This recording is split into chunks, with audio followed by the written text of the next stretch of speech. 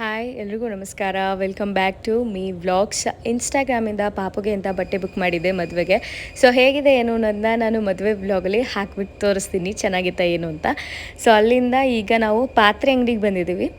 Wholesale ಪಾತ್ರೆ ಅಂಗಡಿಗೆ ಬಂದಿದ್ದೀವಿ. ರಿಟರ್ನ್ ಗಿಫ್ಟ್ ಕೊಡೋಣ ಅಂದ್ಬಿಟ್ಟು ನೋಡ್ತಾ ಇದ್ವಿ. ಬಾಕ್ಸ್ ಕೊಡೋದಾ ಅಥವಾ ಪ್ಲೇಟ್ಗಳು ಕೊಡೋದಾ ಏನು ಅನ್ನೋದು ಗೊತ್ತಿರಲಿಲ್ಲ. ಸೊ ಯಾವ ಥರ ಇದೆ ರೇಟು ಅಂತ ಎಲ್ಲನೂ ನೋಡ್ಕೊಂಡು ಹೋಗೋಣ, ಕೇಳ್ಕೊಂಡು ಹೋಗೋಣ. ಆ್ಯಂಡ್ ಯಾವ್ದಾದ್ರು ಸೆಲೆಕ್ಟ್ ಆದರೆ ಅಡ್ವಾನ್ಸ್ ಕೊಟ್ಬಿಟ್ಟು ಹೇಳಿಬಿಟ್ಟು ಹೋಗೋಣ ಅಂತ ಬಂದಿದ್ವಿ. ಸೊ ನಾವು ಒಂದಲ್ಲ ಅಂತ ಎರಡು ಫ್ಯಾಕ್ಟ್ರಿ ಕೂಡ ಇದೆ, ಆ ಫ್ಯಾಕ್ಟ್ರಿಗೆ ಕೂಡ ಹೋಗಿದ್ವಿ.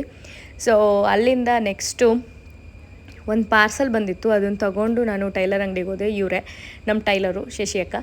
ಸೊ ನನ್ನ ಮದುವೆಯಿಂದ ಹಿಡಿದು ಇವಾಗ ನನ್ನ ತಂಗಿ ಮದುವೆವರೆಗೂ ಎಲ್ಲ ಬ್ಲೌಸ್ನೂ ಹೊಲ್ದಿರೋದು ಇವರೇನೆ. ಸೊ ಅವ್ರ ಹತ್ರನೇ ಸೀರೆನ ಅನ್ಬಾಕ್ಸ್ ಮಾಡಿಸ್ದೆ. ಇನ್ಸ್ಟಾಗ್ರಾಮಿಂದ ಬುಕ್ ಮಾಡಿದ್ದೆ ಈ ಸೀರೆನ, ಏನು ಲೆಹೆಂಗಾ ಹೊಲ್ಸೋಣ ಅಂತ ಅಂದ್ಬಿಟ್ಟು. ಸೊ 3 ದಿನಕ್ಕೆ ಆಗಲ್ಲ, ಇನ್ನು 3 ದಿನ ಇದೆ ಮದುವೆಗೆ, ಹೊಲ್ಕೊಡಲ್ಲ ಹಂಗೆ ಹಿಂಗೆ ಅಂತ. ಪಾಪ ಅವ್ರು ಏನೂ ಹೇಳಿಲ್ಲ. ಆಯಿತು ಬಿಡು, ಇನ್ನು 1 ದಿನಕ್ಕೆ ಹೊಲ್ಕೊಡ್ತೀನಿ ಅಂತ ಹೇಳ್ಬಿಟ್ಟು ಇಸ್ಕೊಂಡ್ರು. ಸೊ ಅಲ್ಲಿಂದ ಚೌಟ್ರಿಗೆ ಬಂದ್ವಿ. ಇದೇ ಚೌಟ್ರಿ. ಈ ಚೌಟ್ರಿಗೆ ಮದುವೆಗೆ ಸುಮಾರು ಸಲ ಬಂದಿದ್ದೀವಿ. ಆದರೆ ಮದುವೆಗೆ ಬರ್ತೀವಿ, ರಿಸೆಪ್ಷನ್ ಅಟೆಂಡ್ ಮಾಡ್ತೀವಿ, ಊಟ ಮಾಡ್ತೀವಿ, ಮನೆಗೆ ಬಂದಿದ್ದೀವಿ. ಬಟ್ ಚೌಟ್ರಿ ಒಳಗಡೆ ಹೆಂಗಿದೆ, ಫೆಸಿಲಿಟೀಸ್ ಏನಿದೆ, ರೂಮ್ಸ್ ಎಷ್ಟಿದೆ, ಕಿಚನ್ ಹೆಂಗಿದೆ, ಯಾವುದೂ ನಾವು ನೋಡೋಕೆ ಹೋಗಿರಲಿಲ್ಲ. ಇವತ್ತು ನಮ್ಮ ಮನೆಯದೇ ಮದುವೆ ಆಗಿರೋದ್ರಿಂದ ಎಲ್ಲದನ್ನೂ ನೋಡಬೇಕು. ಆ್ಯಂಡ್ ಬರೋ ನೆಂಟರುಗಳಿಗೆ ಉಳ್ಕೊಳ್ಳೋಕ್ಕೆ ರೂಮ್ ಬೇಕು. ಸೊ ಇಲ್ಲಿ ಚೌಟ್ರಿಲಿ ಎಷ್ಟು ರೂಮ್ ಇದೆ ಅಂತ ನೋಡಿಕೊಂಡು ಹೊರಗಡೆ ರೂಮ್ಸ್ ಮಾಡಬೇಕಾ ಏನು ಅನ್ನೋದನ್ನ ನೋಡೋಣ. ಮತ್ತು ಅಡುಗೆ ಮನೆಯಲ್ಲಿ ಕಿಚನ್ ಇದೆಯಲ್ಲ ಹೆಂಗಿದೆ ಏನು ಎಲ್ಲದನ್ನು ಕೇಳ್ಕೊಂಡು ಹೋಗೋಣ ಅಂದ್ಬಿಟ್ಟು ಬಂದಿದ್ವಿ.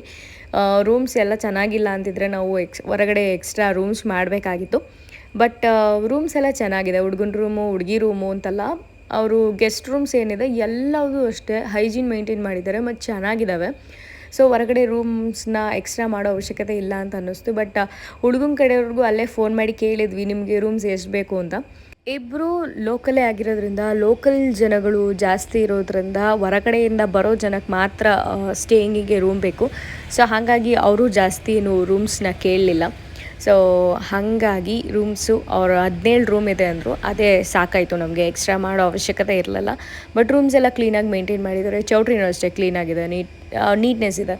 ಸೊ ಹಾಗಾಗಿ ಒಂದು ಸ್ವಲ್ಪ ಸಮಾಧಾನ ಅನ್ನಿಸ್ತು. ಅಲ್ಲಿಂದ ಡೈನಿಂಗ್ ಹಾಲಿಗೆ ಬಂದ್ವಿ. ಅಲ್ಲಿಂದ ಕಿಚನ್ಗೆ ಹೋದ್ವಿ. ಅವರೊಂದು ಸ್ಟೋರ್ ರೂಮ್ ತೋರಿಸಿದ್ರು.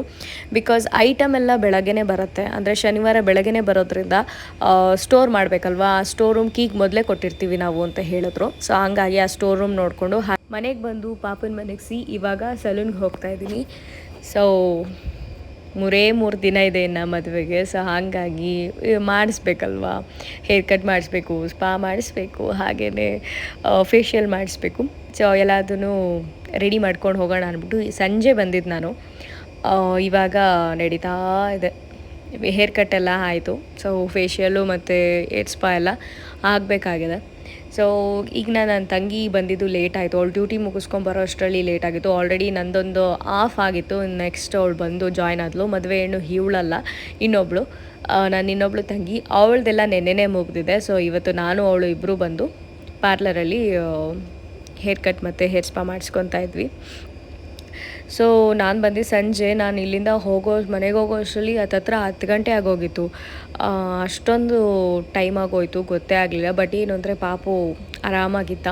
ಸೊ ಇಲ್ಲಿ ನನ್ನ ಮುಗ್ದಿತ್ತು, ಇನ್ನು ಅಕ್ಷತನ ಮುಗ್ದಿರಲಿಲ್ಲ. ಅಷ್ಟರಲ್ಲಿ ಶರತ್ಗೆ ಬಟ್ಟೆ ತೊಗೊಳ್ಳೋಣ ಅಂದ್ಬಿಟ್ಟು ಬಟ್ಟೆ ಅಂಗಡಿಗೆ ಹೋದ್ವಿ. ನೈಟ್ 9:30 ಆಗಿತ್ತು. ಏನಂದರೆ ಕ್ಲೋಸ್ ಮಾಡಿರಲಿಲ್ಲ ಯಾರು ಶಾಪ್ನ. ಸೊ ಅಲ್ಲಿ ಅವ್ರಿಗೆ ಬಟ್ಟೆ ನೋಡ್ತಾ ಇದ್ವಿ. ಅವ್ರದ್ದು ಧಾರೆ ದಿನದ್ದು, ಹಾಗೇ ಬೀಗ್ರೂಟದ್ದು, ಹಾಗೆಯೇ ಚಪ್ರ ದಿನದ್ದು ಎಲ್ಲ ಆನ್ಲೈನಲ್ಲಿ ಬುಕ್ ಮಾಡ್ಕೊಂಡು ಇದಾಗಿತ್ತು ಬಟ್ಟೆನ. ಬಟ್ ರಿಸೆಪ್ಷನ್ ಡ್ರೆಸ್ ಒಂದೇ ಒಂದು ಪೆಂಡಿಂಗ್ ಇತ್ತು ಅವ್ರಿಗೆ. ಸೊ ಹಾಗಾಗಿ ಫಾರ್ಮರ್ಸಲ್ಲಿ ನೋಡ್ತಾಯಿದ್ರು. ಈ ಮನೆಗೆ ಬಂದ್ವಿ, ಬರೋ ಅಷ್ಟರಲ್ಲಿ 10 ಗಂಟೆ ಆಗಿತ್ತು.